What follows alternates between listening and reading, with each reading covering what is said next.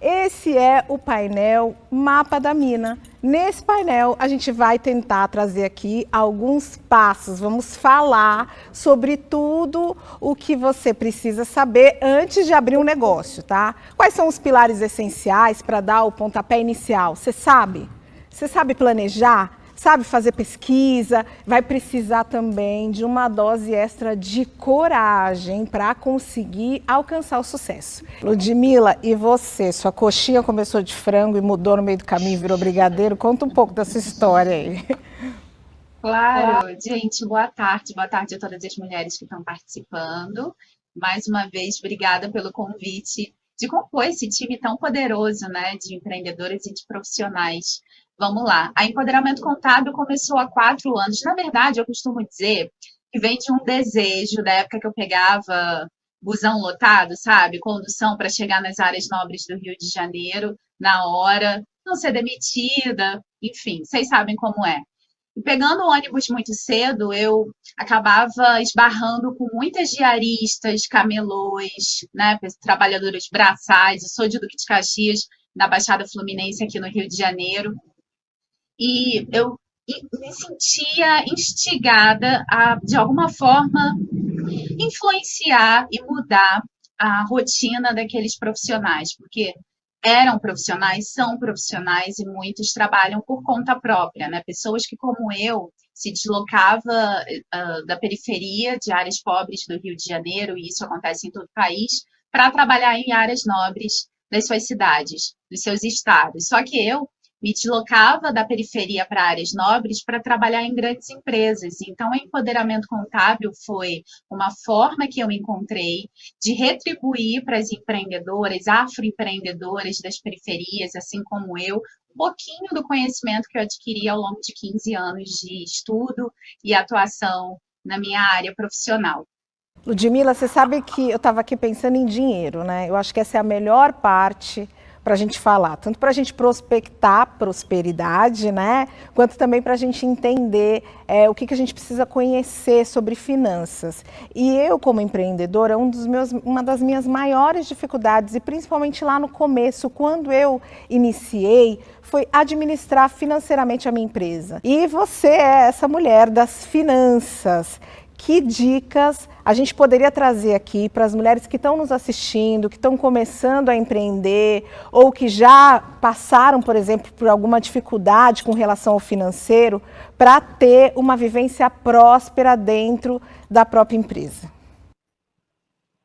Claro, a Empoderamento Contábil, como eu comentei, foi criada para afroempreendedores, para empreendedoras periféricas. E quando a gente fala sobre essas mulheres em específico, a gente está falando sobre uma realidade financeira muito crua e muito vil, né? São mulheres que não têm acesso, muitas vezes, à informação de qualidade, acesso à internet, acesso a dispositivos para se conectar à internet. Então, quando o empoderamento contábil foi criada, e a gente falando de ideias, né, como você bem trouxe para a pergunta, a minha ideia foi exatamente levar conhecimento, capacitação de qualidade ao menor custo possível para essas mulheres.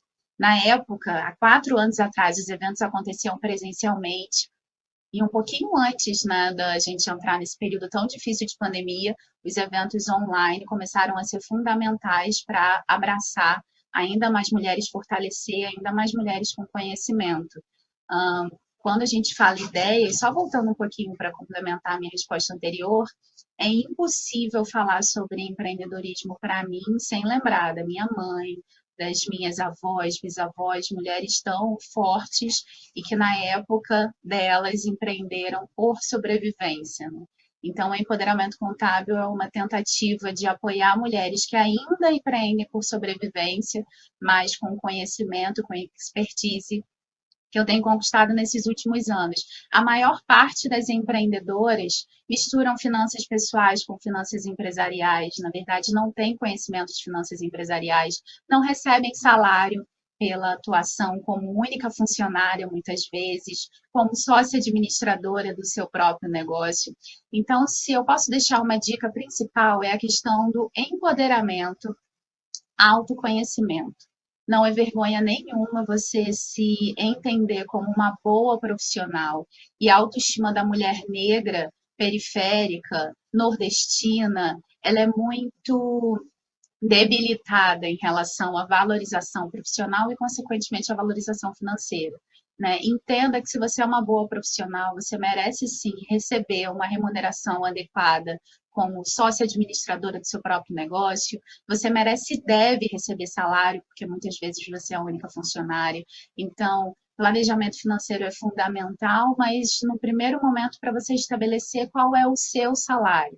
Porque se a sua empresa não funciona sem você, então a sua remuneração é fundamental. Tempo também é dinheiro.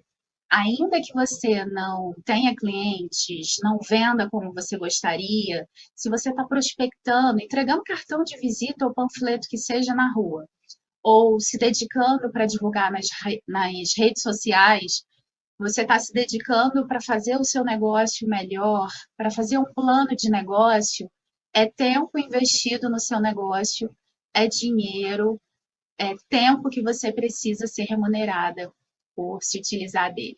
É tempo investido. Ludmila, não é brincadeira, eu acho que você estava lá dentro da minha empresa quando eu comecei, porque você sabe exatamente aonde foi que eu errei. Você sabe que eu estou brincando aqui, mas na verdade eu quero muito chamar a atenção para esse ponto, porque isso foi exato.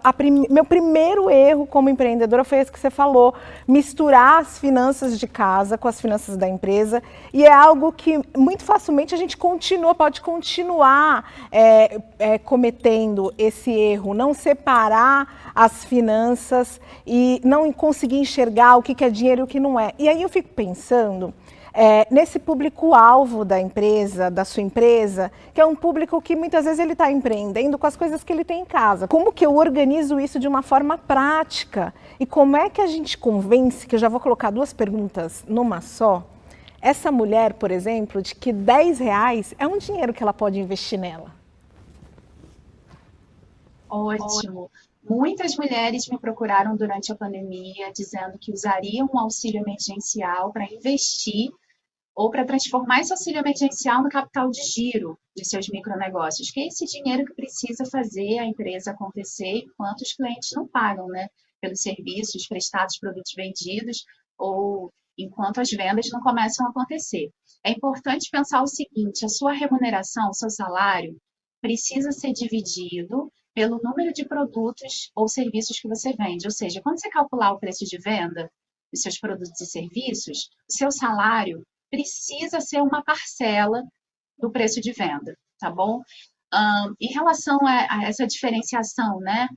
Eu não posso comprar no mercado os produtos, os insumos que eu uso para produzir os produtos que eu vendo, né? Que você fez essa comparação de não utilizar, ou melhor dizendo, como não utilizar os mesmos produtos que eu uso para preparar a comida da minha família na hora de preparar os produtos que eu vendo. É importantíssima cotação de fornecedores. É você pesquisar, sabe? Pechinchar. Se tem uma coisa que mulher periférica, mulher negra faz desde sempre, é pesquisar o menor preço possível. Só que muitas vezes a gente acaba, na hora de negociar, negociando a qualidade também dos produtos e dos serviços que a gente consome. Então, a cotação é fundamental. Essa técnica é uma técnica utilizada nas grandes empresas e a Empoderamento Contábil tem disso, de adaptar as técnicas das grandes empresas à realidade de se empreender na periferia. Então, é você buscar o melhor preço, o melhor fornecedor. E tem um ponto também que é interessante, que quando você tem CNPJ, né, o seu projeto empreendedor tem CNPJ, você provavelmente vai ter benefícios na hora de pagar as compras que você fez num fornecedor ou numa fornecedora.